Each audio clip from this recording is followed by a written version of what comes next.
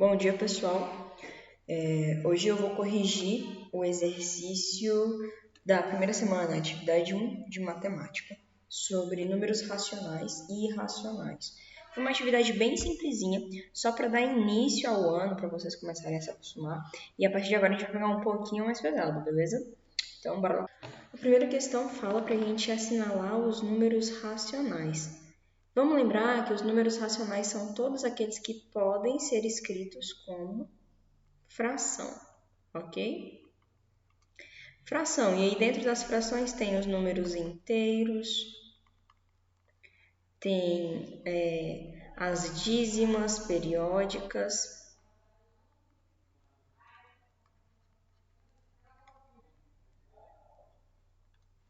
ok? Tem um bocado de coisa, mas esses são os principais: números inteiros, dízimas periódicas, números negativos, enfim.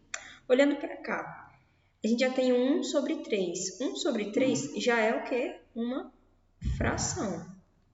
Então, de cara, a gente sabe que 1 sobre 3 já é um número racional, né? Depois a gente tem 0,3 com um tracinho em cima. Para quem assistiu o outro vídeo, sabe que 0,3 com um tracinho em cima é uma dízima periódica. Isso aqui quer dizer 0,33333 infinitos 3, tá? Se você não sabe de dízima periódica, eu deixei um link no outro vídeo, nos cards do outro vídeo, com um vídeo para transformar dízima periódica em fração. Isso aqui a gente sabe que é 1 dividido por 3. Você pega a sua calculadora e faz 1 dividido por 3, você vai ter isso aqui, ó, 0,33333. Se você não sabe fazer essa transformação, de novo eu estou te dizendo, vai no outro vídeo que lá tem um card explicando como transformar uma dízima periódica em fração. Então, se a dízima periódica pode ser escrita como uma fração, 0,333333 também é um número racional. Agora, a raiz de 2. Para a gente descobrir se raiz de 2 é um número racional, a gente precisa tirar ele da raiz. Então, eu te pergunto, quanto é a raiz quadrada de 2? Cara, a raiz quadrada de 2 é 1,41421356, enfim. Isso aqui ele vai longe, ok? Longe pra caramba. Isso aqui não é uma dízima periódica porque não está repetindo. Uma dízima periódica é quando repete um número. Aqui a gente não tem números se repetindo, então não pode ser uma dízima periódica. Isso aqui também não pode ser escrito como uma fração. Uma dica que eu vou te dar: a raiz quadrada de qualquer número primo, a raiz quadrada de qualquer número primo é irracional. Tá bom? Então, a raiz quadrada de qualquer número primo é irracional. Como 2 é um número primo, então 2 não pode ser racional. 2 é irracional, então a gente vai excluir a raiz de 2 daqui, porque a raiz de 2 é irracional. Agora a raiz de 4. Da mesma forma, vamos tentar resolver a raiz de 4. Qual é a raiz quadrada de 4? Se você parar para pensar, eu acho que você vai lembrar, a raiz quadrada de 4 é 2. Por que a raiz quadrada de 4 é 2? Porque 2 ao quadrado é 4.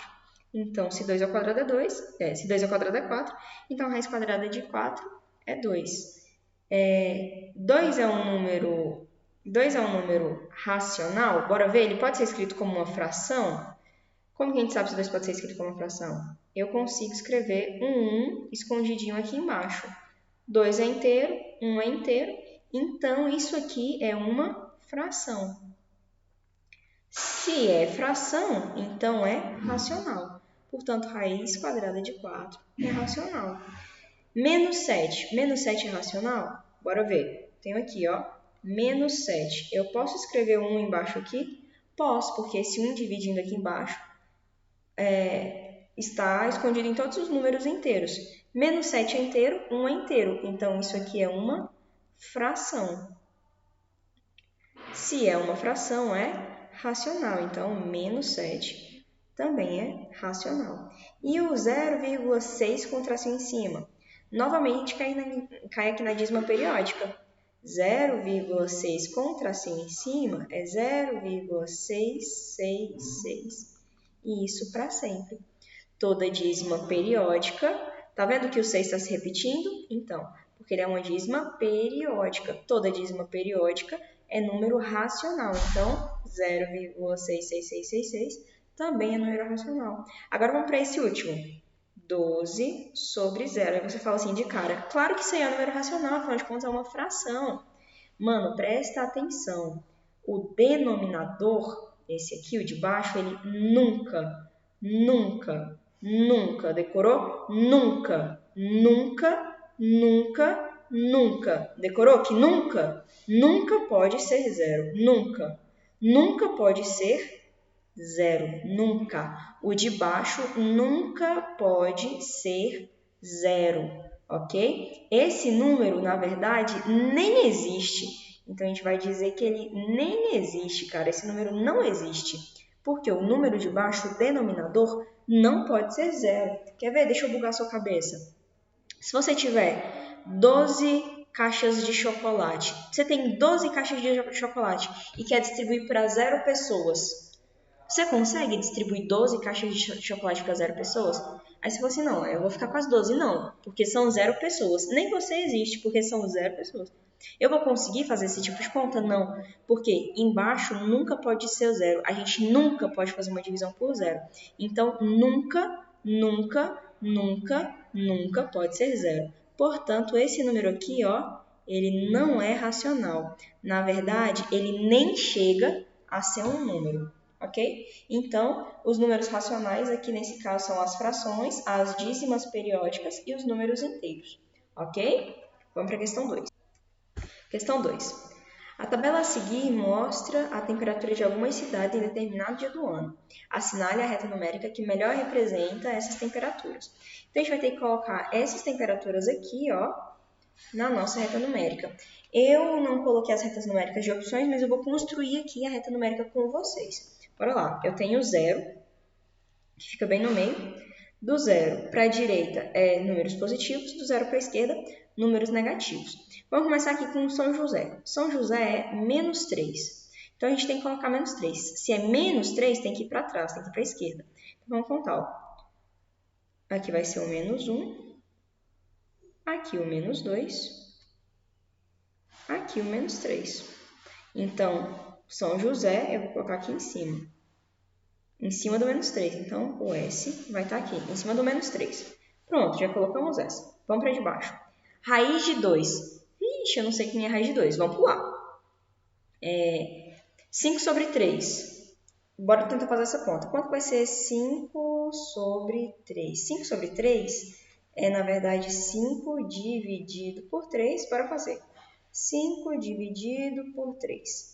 5 dividido por 3 é 1, porque 1 vezes 3 vai dar 3. 5 menos 3, isso aqui sobra 2. Bota uma vírgula aqui, um 0 aqui. 20 dividido por 3, isso aqui a gente pode colocar um 6, porque 6 vezes 3 vai dar 18. 20 menos 18 sobra 2. E aí, cara, eu vou continuar nisso aqui eternamente. Ok? E vai dar 18 de novo. Enfim, eu posso continuar com isso aqui eternamente. A gente sabe que isso aqui vai ser uma dízima periódica. 5 dividido por 3 vai ser 1,6. Tá vendo que o 6 está repetindo? Vai ser 6, uma dízima periódica. Então, a gente tem que arrumar um jeito de colocar esse 5 sobre 3 aqui em algum lugar. Então, bora contar. Eu tenho o 1 aqui, o 2 aqui. Ó, se eu tenho 1,6, significa que ele fica... O 1,6 ele vai ficar entre o 1 e o 2. Então, o 1,6 ele vai ser maior que o 1, só que ele é menor que o 2. Então, ele tem que ficar aqui, ó, entre o 1 e o 2. Ele vai ficar mais próximo do 2 do que do 1, porque no meio seria 1,5. Então, 1,666 eu vou colocar bem aqui mais ou menos, ó. Então, aqui vai ser 5 sobre 3, que na verdade é 1,6 da dízima periódica. E esse aqui é o T, de tubarão. Então, foi esse. Agora, 4. 4 é inteiro. Opa, melhor ainda. Então, vamos contar para cá. Quero 2, aqui vai ser o 3 e aqui vai ser o 4. Então, o 4 é o A. Colocamos também. Agora, falta raiz de 5. Vamos tentar resolver esses dois aqui, ó. Esses dois Tá vendo que 2 é número primo e 5 também é número primo? Se é número primo, então isso aqui é irracional. Se é número primo dentro de raiz quadrada, então o número é irracional. Se é racional, a gente vai precisar de uma calculadora para ajudar a gente. Beleza? Vamos começar então com o raiz de 2. A raiz quadrada de 2 vou escrever aqui, a raiz quadrada de 2 vai ser 1,41, 42, e isso vai para sempre.